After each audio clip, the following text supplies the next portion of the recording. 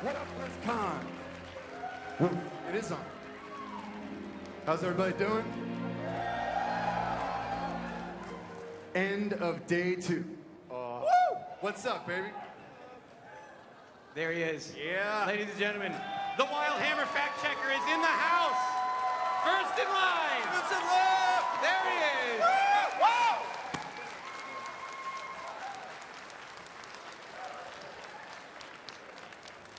It's all right. We brought a blue shirt as backup. Guys, my name is Chris Metzen, story director for Blizzard. This is Dave Kozak. He is the lead quest designer for World of Warcraft. And on our left is Sean Copeland. He's one of our historians, so if Dave and I get into trouble today, he's our sniper, right? So we ain't doing last year again. It's like a human encyclopedia of everything. Have you seen him over at the lore stage? You know, he knows. Attaboy, remember it.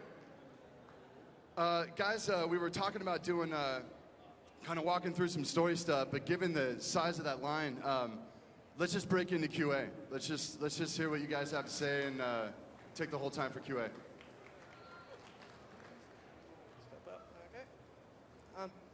Okay. First, I would like to say thank you for everything that happened last year. Like with, well, not the messing you up, but with putting. It was fine. Sorry about It's that. fine. But anyway, putting Barely you, scarred. Barely like scarred. putting me in the game. I like that. Thank you very much. Thank you very. It is great. Okay. But for my question, I know that. Or no, that's probably repetitive. Okay. Anyway. In Gilneas, the quest lines end with the strong feeling of to be continued and that we're going back. And the only other zone in the game that had that same type of ending was Hyjal, and we did go back to Hyjal 2 patches later. So does that mean we're also going back to Gilneas? 2 patches later, maybe?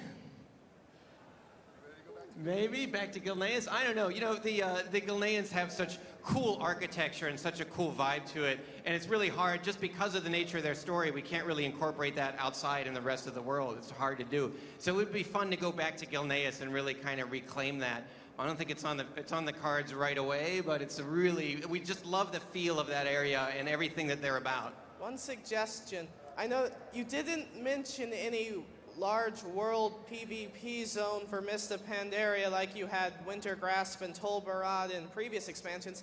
Maybe because it's a whole theme of PvP there, it could be Pandaria's world PvP zone since the continent's pretty fleshed out already? Potentially, absolutely. We're looking at ways of getting world PvP into Pandaria. We're going to experiment with a couple things. I don't think we really were ready to talk about anything yet. We're looking at kind of ways to reward that, to make that really compelling and interesting. And certainly, as the global conflict escalates, we're going to really incorporate a lot of that into Pandaria. It's going to really heat up in Pandaria throughout the patch cycle. So we have some plans, but nothing to really talk about yet. Thank you very much. Thanks, brother. Thank you. Red shirt guy.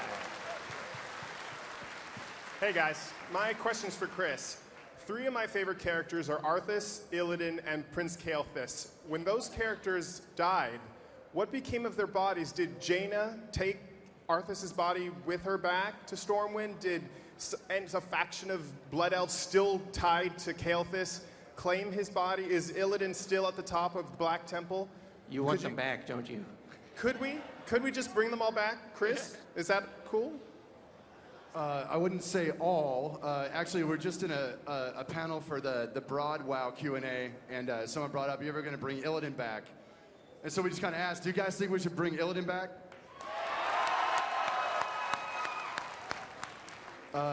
Based on that response, I think it's likely. We'll have to figure it out.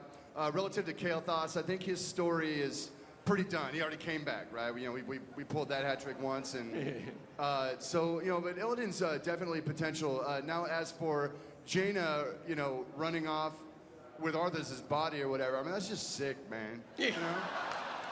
What in the world? But it's a very good question. Where is Arthas? Kind of keep him in a freezer, maybe. She can, cast a little blizzard on it.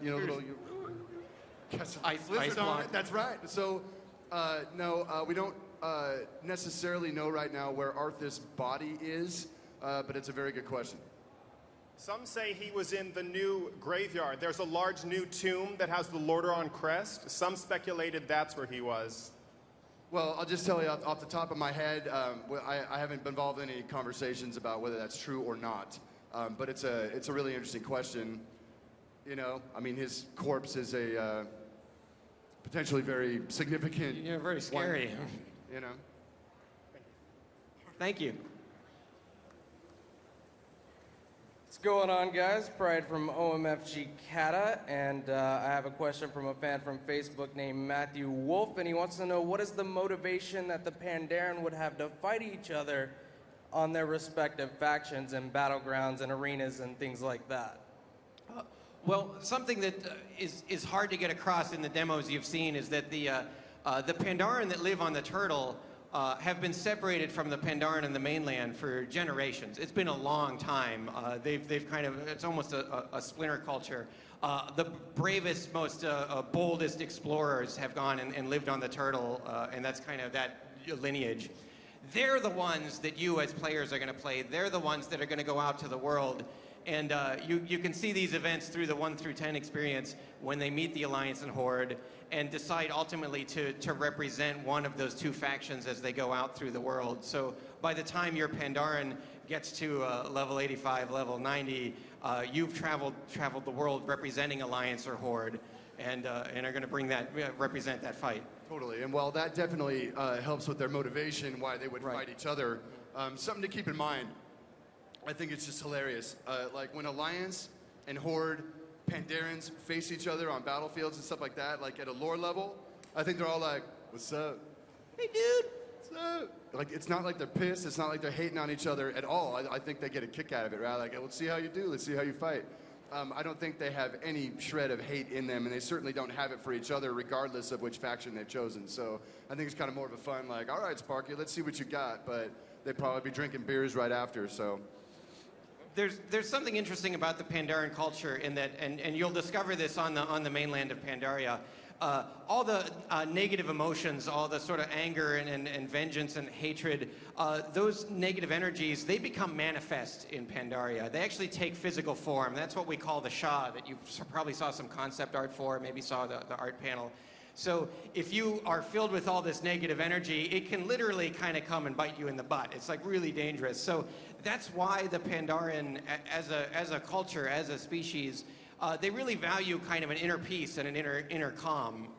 They don't want to bring all that bad baggage into a fight.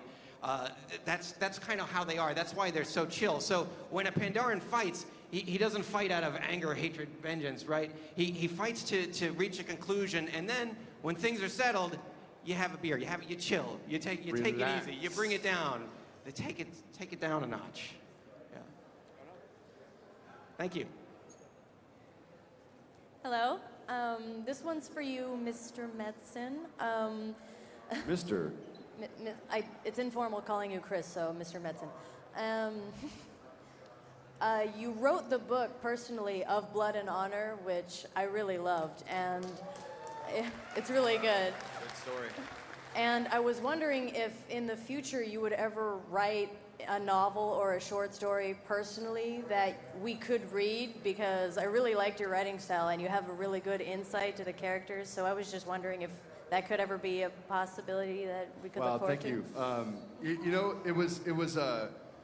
it was terrifying writing that because, you know, I don't know. You know what I mean? I think, like, as writers, I feel very goofy about how I sling words together. Game dialogue's one thing, but the prose thing was really hard for me. And so I've pretty much been a chicken all these years. You know, we'll let Davey do it. Dave just put out the Sylvanas story that popped a couple weeks ago.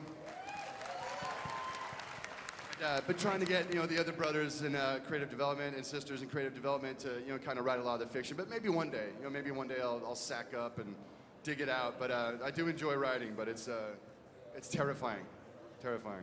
I write it kind of like an 8th grade level, so. Do it. Do it. Do it. But thank you very much for the very kind compliment. Thank you. Thank you. Thank you. Hi, this question's regarding Lordaeron. I wanted to know what happened to Arthas' sister, Kalia, if she escaped Lordaeron, or if she died, or what happened to her. Good question. Are we calling him the blue shirt? Dr. Copeland, fire. What's up? No, actually, we did address that. We have a normal Ask CDEV thread. It's a Q&A that we do. We ask these guys these hard-hitting questions. Just straight answer. Just straight answer. We're thinking about it. Okay. Which means we don't have a plan, but we've been talking about this character forever. I think there was some hooks in the RPG line. Oh, I have a topic for you guys. There were some hooks in the RPG line that kind of suggested she was going one way or another, but no current plans. While that's on my mind, how many role players are in the audience? Nice. Goodness gracious. So guys, I know you're pretty pissed off at the recent Ask Blizzard thing. We said the RPG line was non-canonical. How many people are pissed off that it was non-canonical? Not too many. That's not bad. Okay. Somebody said they were stoked. You're stoked that it's not canonical? I feel you, sister. I feel you. So anyway, it was a really blanket kind of call. We were moving fast that day. Hey, RPG is canonical? No, let's move on.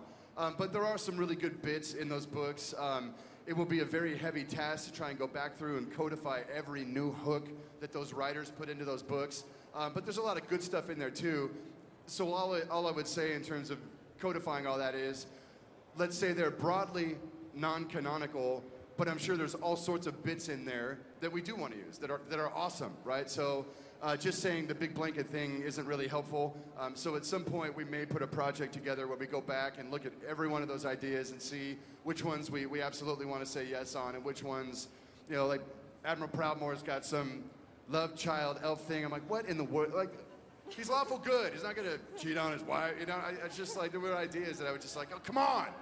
So we'll see. We'll see how that pings out. It just popped off the top of my head. So it sounds like most of you do not care. So if that's true, wonderful. Thank you. Did we ever get to your question? Not really, but I'll wait. Yeah, we don't know. Thanks.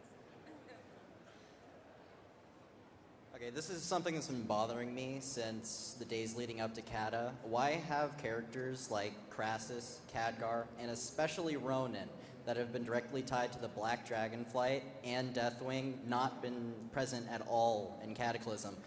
And please, don't tell me Ronan's doing his own thing in Dalaran. His mind was controlled by Deathwing for almost an entire book. Dude, he's been totally doing his own thing in Dalaran. If you tell me, don't tell you. One of the issues we struggle with in making the game is that there are a lot of characters, and we want players to kind of remember the characters, and we want to really set up big characters that you remember. We don't want to have the idea that, oh, you have to read a whole novel to know this character or why this character doesn't like this. We try and make sure that the games do stand alone. So a lot of times we'll have stories in the novels that feel like they should kind of continue in the game, but we opt not to put that in the game because then we'd have to try and catch everybody up to a novel that they haven't read. So it's a pretty valid point, and it's also kind of hard to work into the game for everybody that has not read the novels.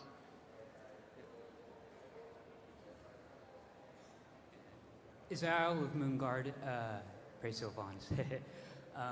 So, whatever happened to the crown of Menethil? Or is that something that we're ever going to find out about? Tyranus' crown. Yeah, the one that fell off his head when Arthur stabbed him. Legendary loot drop. No, I'm just saying. Good. We're going to make it a legendary loot drop.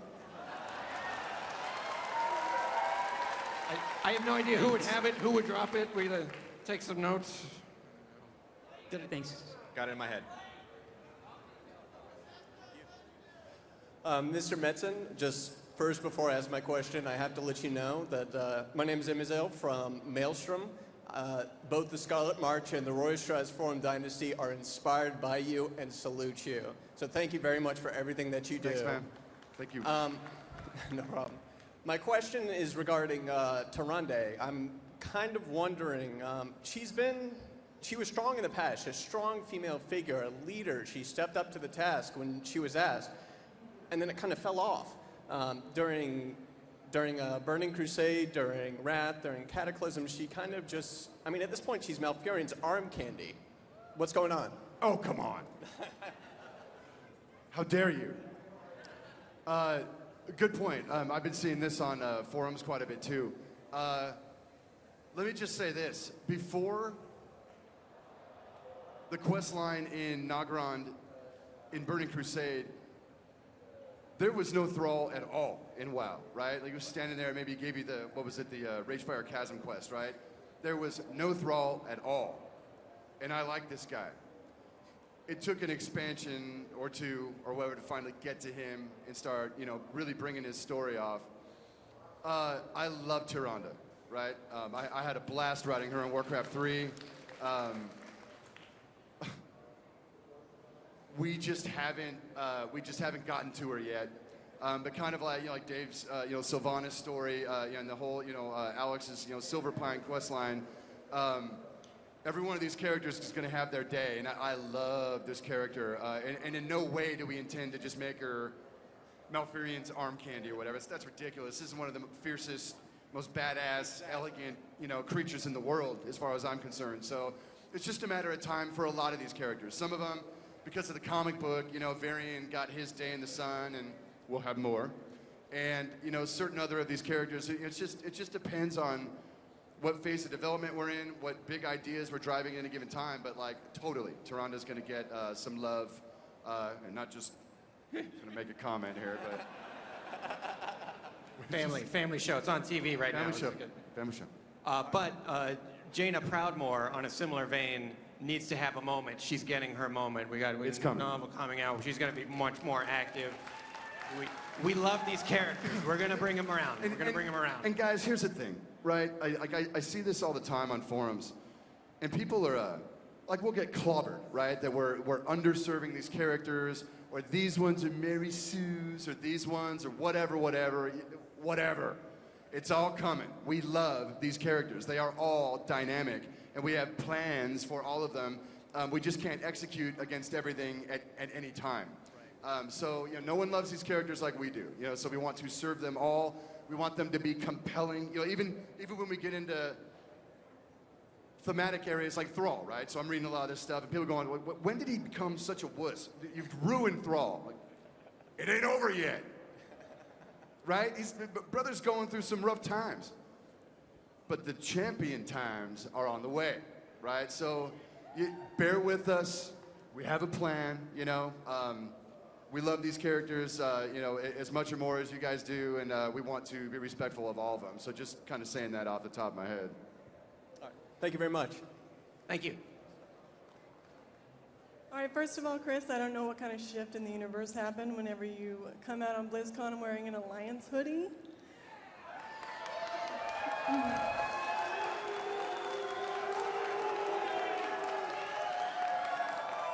Want to see a magic trick? I'm going to get right out of this. You ready? For the Horde! I almost got out of it. All right. Look. Did the Doomhammer burn your hand when you put on the Alliance shirt? A little bit. That's not my question, by the way. I'm just saying that. Okay. Let's just move right past that. Okay, that's awesome, because I have a really important question, okay? I waited on the other panel. Here's my question. This panel has said that Pandarians have no sense of hatred, that Pandaria is one in a sense of chi and positive energy. So how does it make more sense for a Pandaren to be a warlock and not a druid?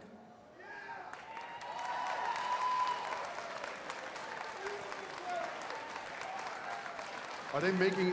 I didn't think Warlock was in there. They're not allowed to be Death Knights, Paladins, or... Help me out, guys. Is it Warlocks? All right, I'll tell you this. No, it's not. No, it's not. It was... I'll tell you this, true or Druids, not. and Where's Druids. the There were fact three. checker? There were three. There were three. Copeland, go. What I would say is, if that's true, I don't like it. I typically get overruled when it comes down to game design, right? They're trying to balance out forces. Warlock's a little weird. I was pretty sure Warlock was out. I can't stand that shizzle. But what I would say is, in certain of these classes, Death Knight, Warlock, right? These are affected classes, right? Death Knights aren't necessarily choosing this life. You know what I want to do when I grow up? I want to become a slavering, rotting Death Knight. That sounds like fun, Sparky.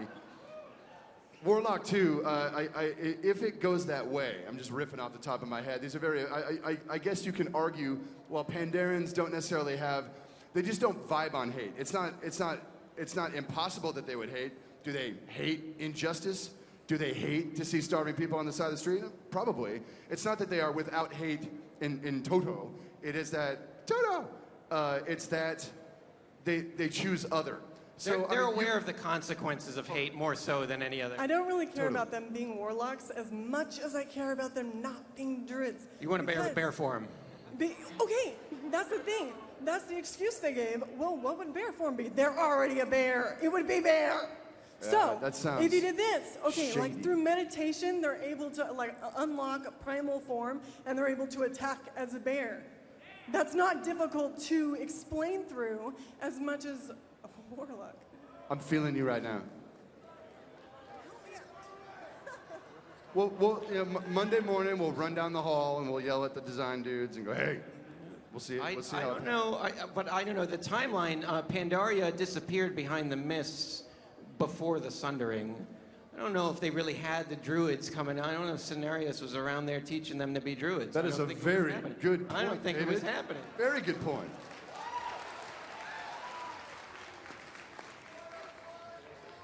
We have a fact check happening.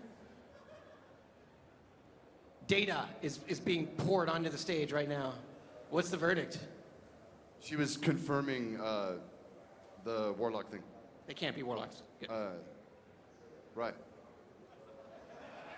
Druids. Druids is the question. Yeah. I'd say I still think druids are out. That might change, but I think no druids. All right. Thank you. Thank you for your question. Good question. How you doing, gentlemen? Idiot Tank Doomall Horde. My question concerns the demon/dragon soul. With Thrall and the heroes going in and taking it out of the timeline, Alexstrasza was never captured, which means most of her mates are still alive. Ronan never went on a quest to save her, which means he never got redeemed and became head of Dalaran. And of course, the aspects are still at half power. Go.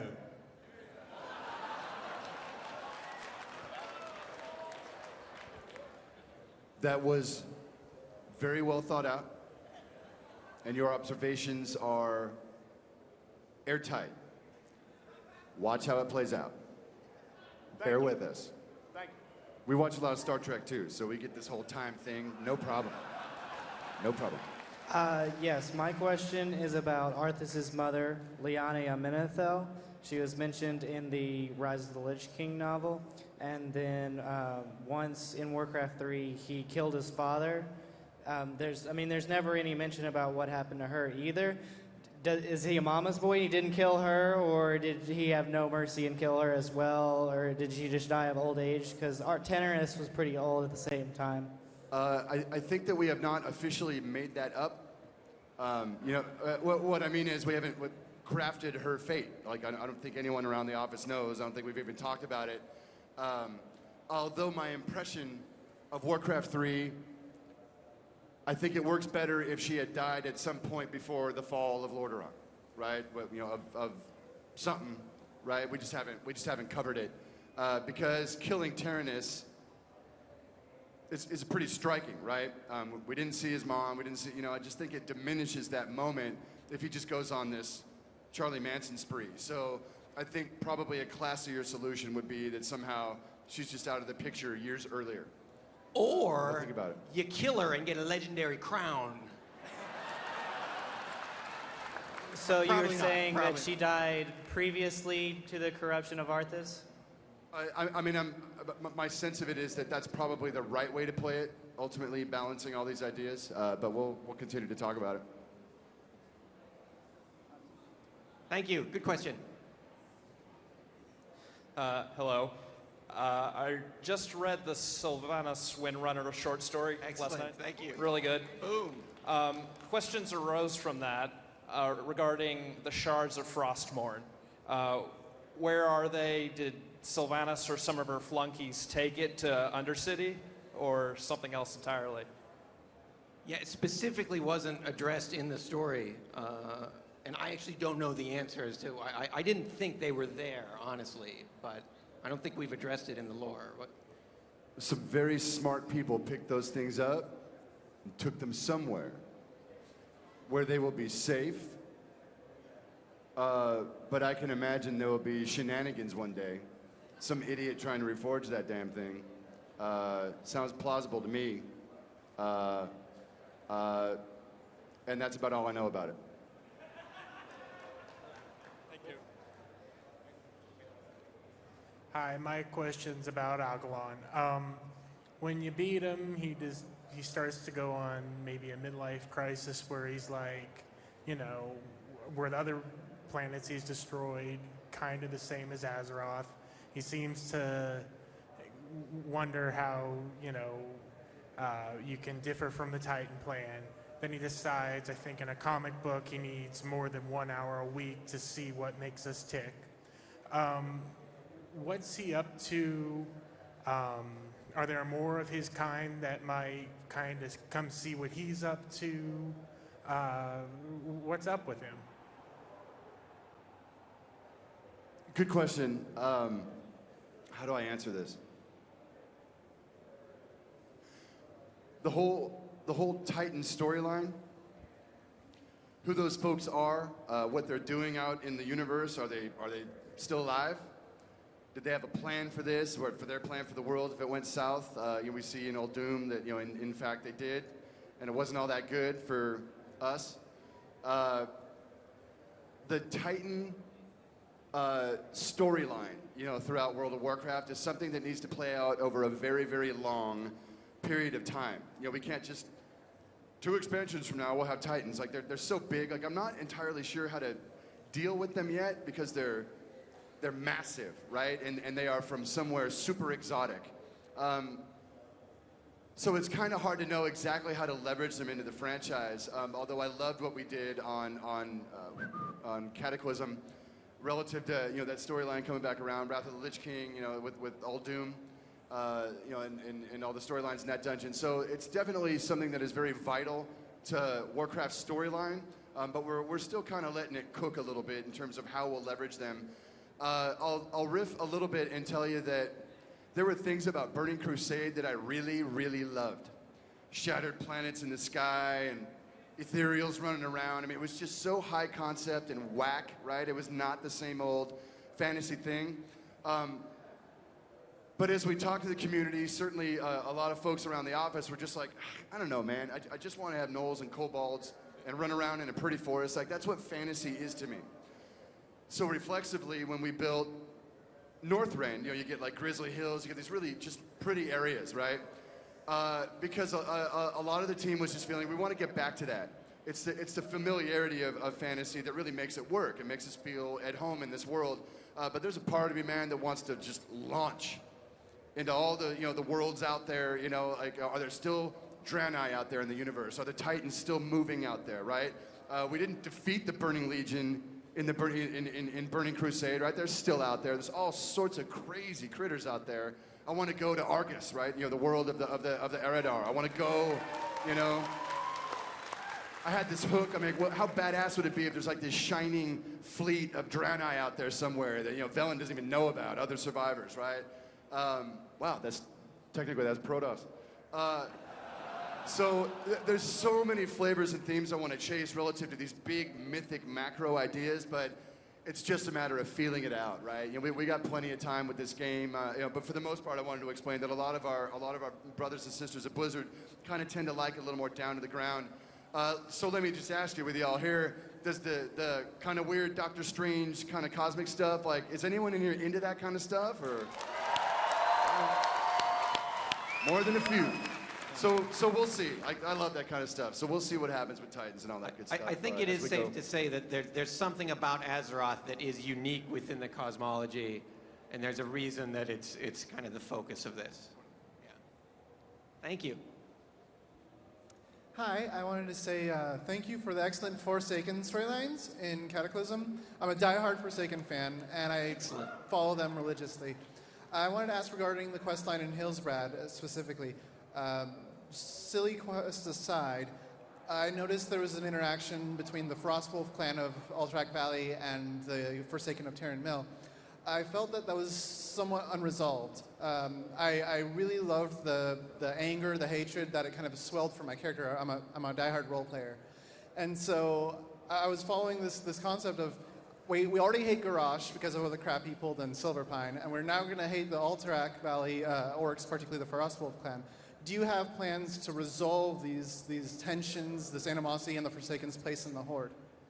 Yeah, you know, one of the themes that we were hinting at with Cataclysm that I love to explore and that we're going to explore a lot more is sort of these fissures and cracks that are developing among the Horde that might be problematic. And that was a big one. That was actually a very big dramatic scene. Kind of hidden in the middle of the zone was this, whoa, wait, did that just happen? Wait a second. Yeah. So your reaction to it's perfect. It's kind of an awesome story hook there that has kind of been unresolved. There's that hanging there. That's just one of the examples of sort of these fissures in the Horde that we're going to really look at and explore. So that'll come around again, for sure. Thank you. Any more to say on that? Okay. Hey, my name is Cameron. I love trolls. They're awesome. They're the best race ever created in World of Warcraft, in my opinion. You already had us co-op Zul'jin. You gave us, you know, the new heroics, and they were great and fun to play. But will we ever really see a return of the troll empires? And just giving us good trolls back. I love what you guys did with the new starting area, too, by the way. Excellent. Really cool. Troll empires. The Darkspear are interesting. It's kind of like an offshoot of the trolls. I mean, they're relatively a small tribe that is now kind of ascending to importance because of being associated with the Horde. The rest of the troll tribes, very different situation. Man, if they ever could unite, look out world, right? And that's really kind of what the Zandalari we're trying to do. And why are the Zandalari suddenly all about creating a new troll empire? That you're going to find out in Pandaria. So we're going to continue some troll fiction there. Through the future troll storylines, apart from the Darkspear, obviously, will probably actualize through the Zandalari. They are not done yet, and they're crazy. They are being driven by something right now. Just wanted to say thank you, and you know, if you guys want someone to write that stuff, I've got a portfolio and resume right in my troll bag. brother. Hell yeah, Tazdingo! Tazdingo. Thank you. Hello. I've been to every BlizzCon except one, and I remember reacting to the announcements of the various expansions. Woo, we're going to Outland. Woo, we're killing Arthas. Woo, we're going to Deathwing. Is this gonna hurt? Pandas. Huh? Is this gonna hurt? I like the more serious aspects of Warcraft's storyline. I like the comedy stuff. I got a kick out of Hillsbrad and Johnny Awesome and all that. But I'm just wondering, is there going to be dark, serious stuff at some point in this expansion, or is it going to be 18 months of lightheartedness and Kung Fu Panda jokes? The Pandaren had a cameo in Warcraft 3. That's kind of where they were introduced. And they sort of appeared in some April Fool's jokes we've done since then. But you haven't really met them. You haven't really seen who the Pandaren are, what they're about, how they're about, the kind of stuff they struggle with, the kind of bad stuff that's happening in their homeland, the whole rich history of this culture. So when we created Pandaria, I mean, we went back like 15,000 years to try and figure out, well, what were they doing then? What was happening to the land then? What happened during the Sundering? And really tried to build a rich history behind them. So if you think it's a joke race, let's check out what we're doing, because we're actually really building a lot of story onto this. There's quite a bit to them. I think they're pretty badass. I think they're really awesome fighters. the Pandaren are just really fun to play with. I mean, they love life. They work hard. They play hard. They eat hard. They drink hard. They sleep hard. They do everything. They really live life to the fullest. They bring a whole other aspect to all the different cultures in WoW. I think you'll see a lot. I think you'll be surprised. There's no way we're going to build an expansion set based on an April Fool's joke. And what you guys may not know is did I say that in a panel? I said it in an interview. The Pandarians came, our senior art director, Sam Didier, right, kind of started drawing these guys years ago. It was just a passion project for him.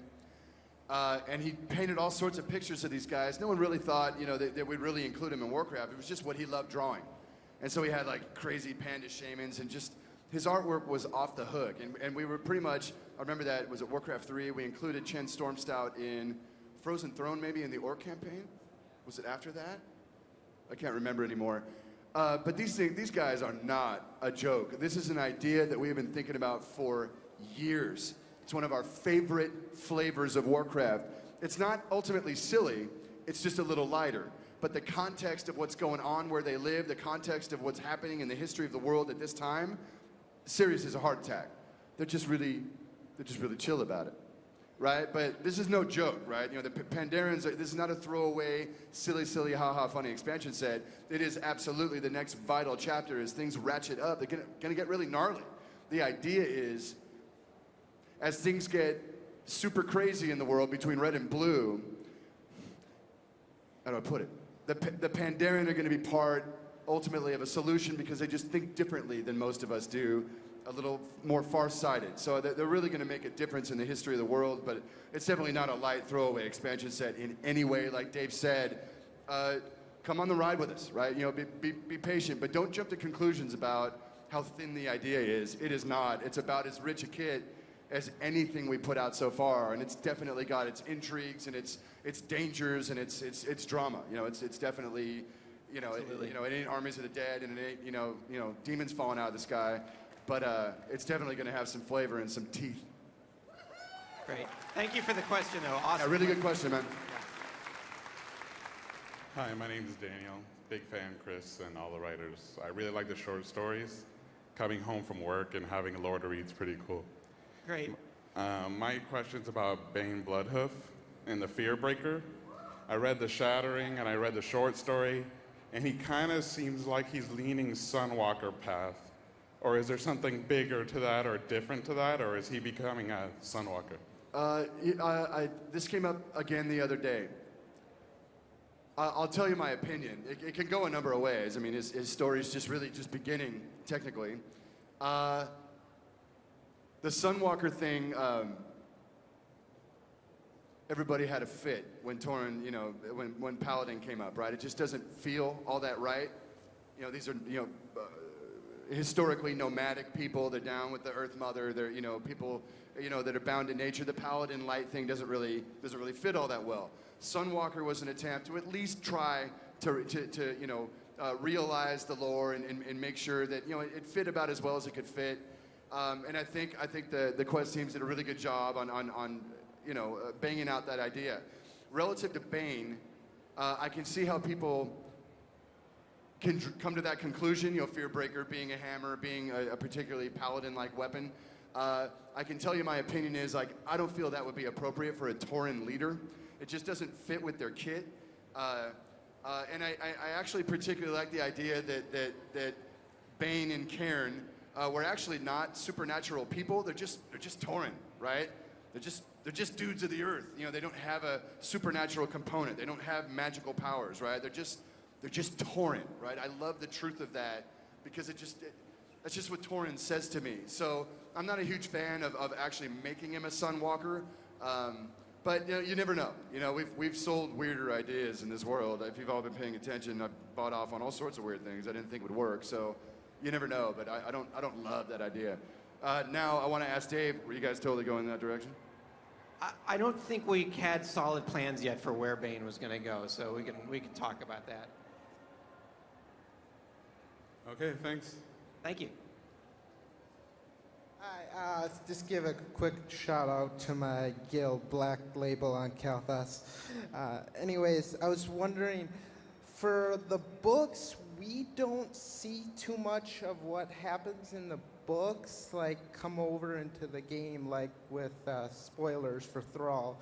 Crossus dying, is that going to like have an effect on WoW? Are we going to see like Alexstrasza still grieving, or like going to get a new maid or something like that?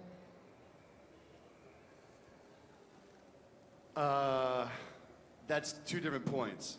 On part B, which is, you know, Alexstrasza and the nature of the aspects and what's coming for them. I can't wait for you guys to see how this all ends up. It's really good. So we're not gonna tell you anything about Big about things the go down in aspects. 4.3. Big things go down. I mean, literally, figuratively.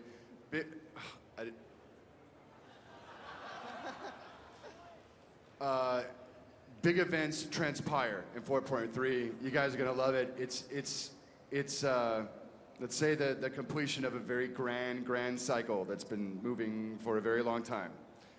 Relative to the first part, you're talking about things, this has been coming up a lot lately. For many years, we put out books because I was petrified of trying to develop fiction in real time with WoW. The quest design process is complicated enough, right? It's really hard to develop quests, right? You know, Dave, how many people on your team? You got 7? 7, 8 people at the moment. You know what I mean? Like trying to develop that much story and just keep moving and keep the game development moving fast. It's an incredibly complex process and time-consuming process. So as we were chasing stories over the years, we tended to, we'll novelize this, or we'll tell a story that's in the past. We took more of a conservative route. The last number of years since, I think, a little bit of Arthas, but really with the Shattering, which just blew it out, we want to start making everything as concurrent with the current timeline as possible. Not timeline, but the current ideas that you guys are actually engaging with through the game right now. You know, so Thrall Twilight Aspects is roughly contiguous with, you know, elements of the last couple patches. What the hell are we talking about? Well, I could jump in. Oh, I had a good point. I got the hand. I got the hand. Was that? It was the hand. So a lot of people, so the fact that you guys are here, I'm going to go out on a limb and assume you kind of dig some of this content, you dig reading these books, but like for the millions of WoW players out there, not everybody wants to go read a book. It's a digital age. Buy a Kindle, damn it, quit complaining. So a lot of people don't necessarily want to run out and read books and comics and all that stuff. They want their content in the game. When we have these big tectonic movements, you know, within the ancillary fiction, a lot of players can start to feel a little cheated. Like, whoa, you just killed Karen. I didn't see that. I don't get to take part in that at all. I certainly don't want to read a stupid book about it. So you can tell, like a massive part of our player base can feel cheated from time to time. I love us putting out books, and we are going to continue to do so. We're going to continue to make them as good as we can make them. But it does bring up a good point. Is I think the onus is on us to try and really bring some of these events and really have them more evidenced in the game. That kind of thing needs to be balanced out against the quest lines and the content that Dave and his team are already pushing. You know, you can only get so much done at any given time. So it's something we're trying to balance a little better as we move forward, and so that no one feels ripped off, right? No one feels like, well, I never saw this content. What in the world, right? It's just something we're trying to balance as we go. Certainly one of my principal goals with being on the content team for WoW is to make sure that these key events that happen in the lore are somehow represented in the game. So if you read the book, you'll get all kinds of perspectives about the characters and about the event that happened, but there will be a component of it in the game that you can interact with so that you can catch up, so you can see what happened. Like, oh, big event, I was there, I got to experience that. It's not easy to do. We're gonna keep trying to experiment. I think we can do a much better job of it. And I absolutely agree with you. So we're working on that. It's one of my principal goals. And I work really closely with all the guys on CDev to try and make that happen. All right, thanks. Yeah, you guys do a great job. Thank you. Hey, how's it going? You guys are awesome, brilliant geniuses. Chris, I love you. You're my hero. So don't get mad at this question. I've played Alliance for 7 years. And the booze, there they are. So that kind of proves what I'm going to say. You've done a wonderful job with the Horde and fleshing out their story, and Thrall is this amazing, honorable, cool guy, gets married, all that stuff. It happens. And it's really great. And then when it comes to like Varian, he's a really one-dimensional, I'd say almost boring thing. Oh, how dare you. I'm sorry. It's really a popular issue online and on blogs and stuff. Does Alliance ever get to kick ass at any point in a WoW? Because, see, or is it one of those wait and see things? Because Horde's amazing. Here's the deal. Part of the Thrall thing, I've been pushing that. I particularly love that character. I don't look at it as a Horde issue. I look at it as a Thrall issue, right? Ultimately, that doesn't matter, but just so you know, I'm just really invested in that. Right, I'm biased. Invested in that character. Here's what we're going to do. I don't know exactly where it's going to drop. We're trying to get this idea executed against 5.0. I think Varian has potential to be an unbelievably badass character. I've been talking to Dave and kind of jotting down some notes. What I want to do is create a very epic quest line called the Trials of the High King, such that Varian will be given tasks like, the labors of Hercules, right, by each of the Alliance races, something that means something to them, something that really gives you an insight into each of these races and how they're doing right now, something that only he can kind of accomplish for them, and you will be his squire, right? You will help Varian become the most badass Alliance leader, such that at the end of the day, there's no more personality bullshit, right? He's totally got it together. He's one of the most awesome warriors in the world. And ultimately, every one of these Alliance races is going, you're totally our king. We will follow you anywhere. Thank you so much. And the thing I'd say on top of that, kind of like we were talking with the opening ceremony the other day, the conflict that's coming between the Alliance and the Horde, the Alliance is going to need a king that has his shit together. And he's going to get it together. Thank you. Absolutely. We always look at, when we write for the world, sometimes like we see Thrall as like a world character. And I can understand if you're the Alliance, you're like, yeah, but he's not my dude. And I feel you there. I think we owe the Alliance big time. So it's going to come around. Yeah. And we're also going to explore his Varian's relationship with his son, with Anduin. We're going to explore some of that. We've actually got really good hooks for Anduin down the line. Anduin's like potentially, and you know what's funny? Before Christy Golden wrote The Shattering, we did not have plans for Anduin. And she was, we were talking today, we had worked out the outline, and she's like, Chris, I'm feeling this kid, and I think he's going to be a really wonderful component of the story and help me move things along. I'm like, Christy, I don't know, that's burning a lot of screen time on a character. And she said, just trust me. I totally trust her. And she killed it. I'm reading that book and just going, I love this kid. So currently he's off to boarding school with the Draenei and learning, the deep ways of the cosmic light with Velen. And we got some plans for that boy one day. So there you have it. Or the Horde. All this Alliance talk. I know. Well, we got plans for the Horde too. It's all Don't worry, Horde. You guys are great.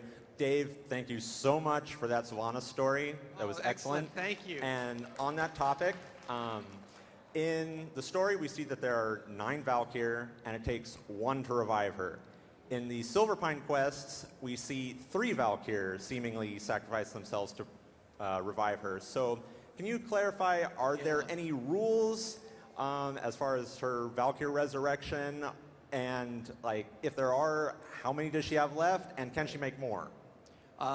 So she cannot make more. What you got's what you got.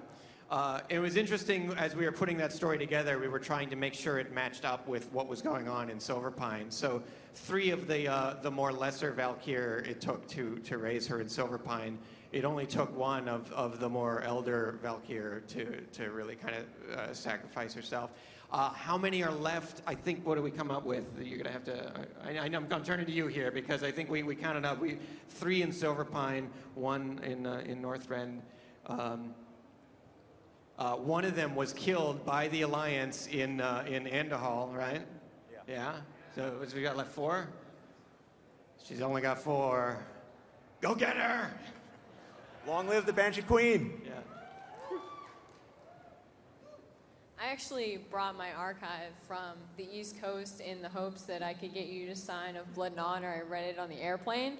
And I have 10 Horde 85s on one server. Nice!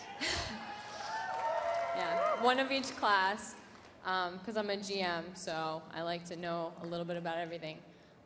But I've always had a soft spot for Tyrion, so I really, really appreciated that story to kind of justify why I loved him so much. But that's kind of completely not related to my question. My question's actually about Neptulon in the Throne of the Tides and kind of what happened to him. And are we going to find out about his little tryst with Ozymat and the tentacle thing that kind of happened?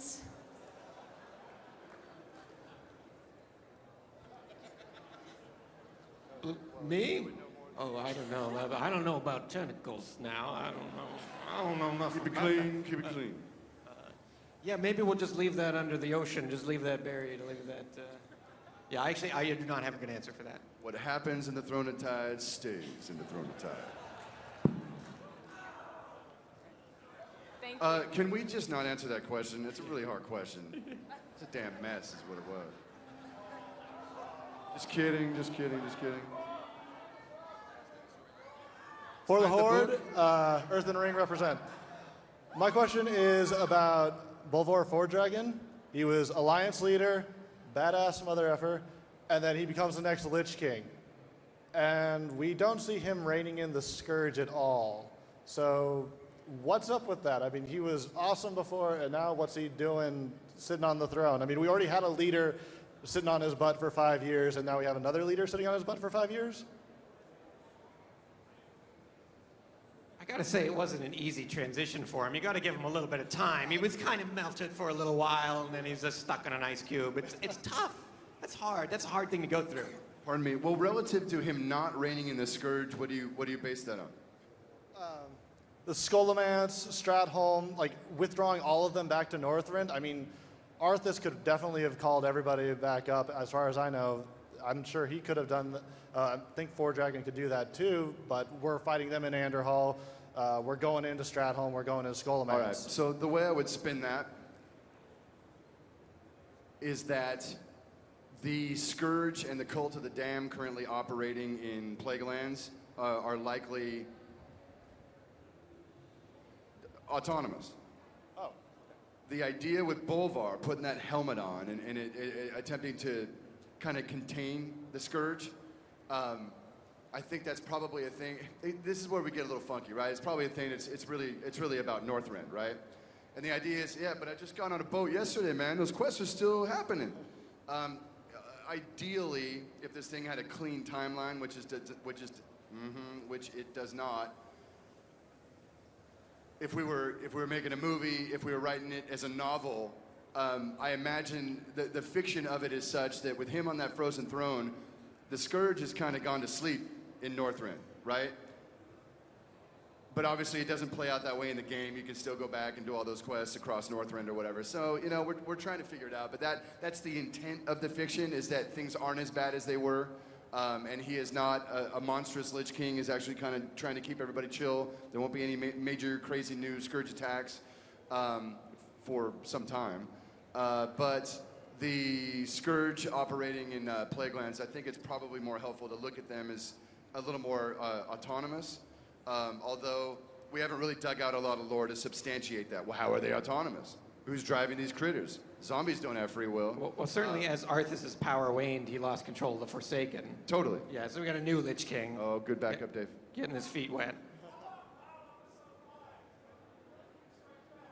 Lich King strikes back, someone suggested. Merely a setback. Why would you assume? Someone picked up those fragments of Frostmourne. What did they do?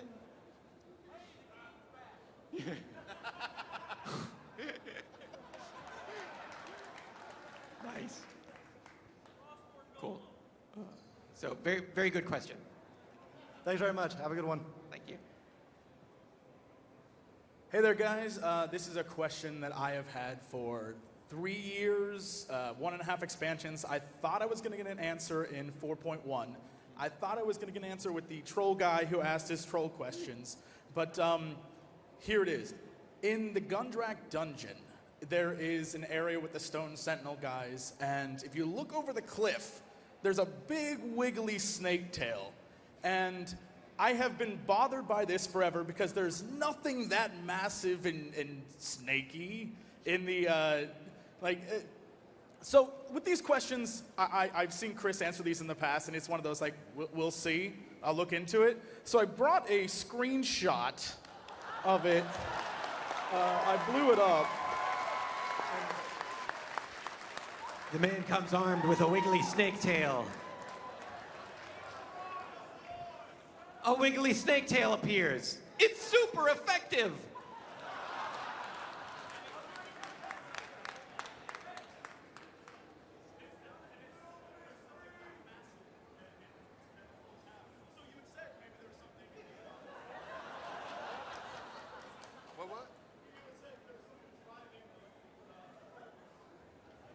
Dude just showed you a snake, man. Feel dirty. So you said there was something driving the trolls, and It ain't that. All right. Well, so then, what is this giant snake tail? Clearly, it's a super critical story point to World of Warcraft. You just haven't found out yet. It drives me crazy, and I'm just curious. That's the first sign of the return of the Titans. And Medivh will be leading them. The forums will be holding you And to Thrall that. is going to leave Agra and start dating Jaina. Just kidding. Oh, how dare you. I don't know what the hell that snake thing is, but it's kind of cool. I'll be very honest, sometimes really cool stuff appears in our game, and then we kind of scramble to figure out why it would be there, because it's cool. Artists love to just do cool stuff, and so, yeah, sometimes we miss something, like something cool is there, and we're like, oh, wow, I don't know, it's a snake. Welcome to developing video games. You put what in what? We have time for a few more questions. All right, thank you. My name is Magnus, and Chris, I have an answer to your opening ceremony yesterday. For a Alliance variant for Doomhammer, do Bolvar's longsword.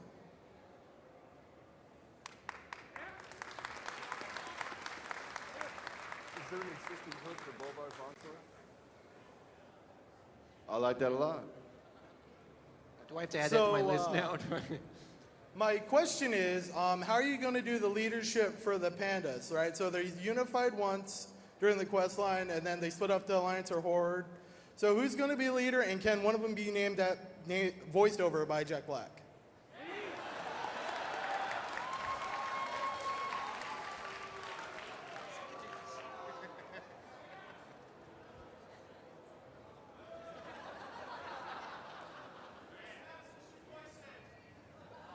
What was that? God. Yeah, that'd be a good idea. Let me do one more voice. That'd be good. Too soon. Damn right, it's too soon. It was too many back then. They actually don't kind of have leaders that way. There are notable pandas, right? But they're really kind of self-actualizing people, right? They don't really, I mean, certainly they have well, I don't know how much you want to say. There's definitely going to be representatives for the Pandaren with the Horde and a representative of the Pandaren with the Alliance. I wouldn't necessarily call them racial leaders because the Pandaren are very, very different. And those leaders come from the turtle, right? So it's not quite, they're not, you're not going to find them on Pandaria somewhere. So different situation, and we haven't, I don't have names to give you yet, but we got to have some. And what was the other part? Can one of the representatives or leaders be voiced by Jack Black? No.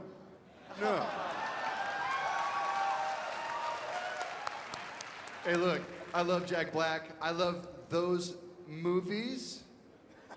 Shall not be named, right? We've been slugging panda ideas for 12 years. So I think ours are better. culturally, it's just very different.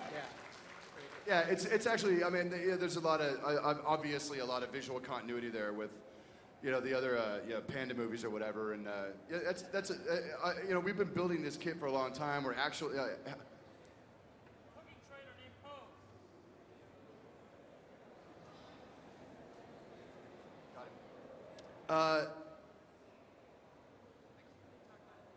we totally did.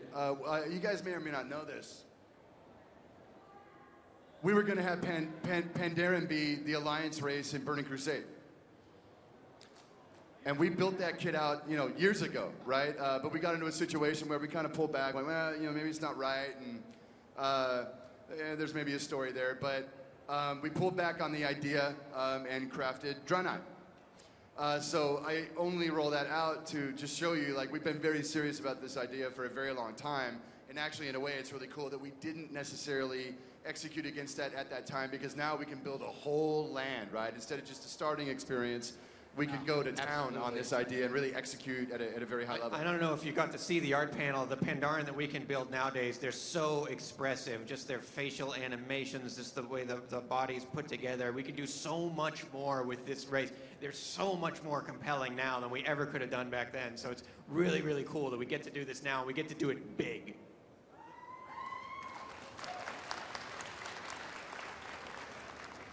That is all the time that we have for today. May we please have a round of applause for our panelists for answering all Thank you these very much, questions.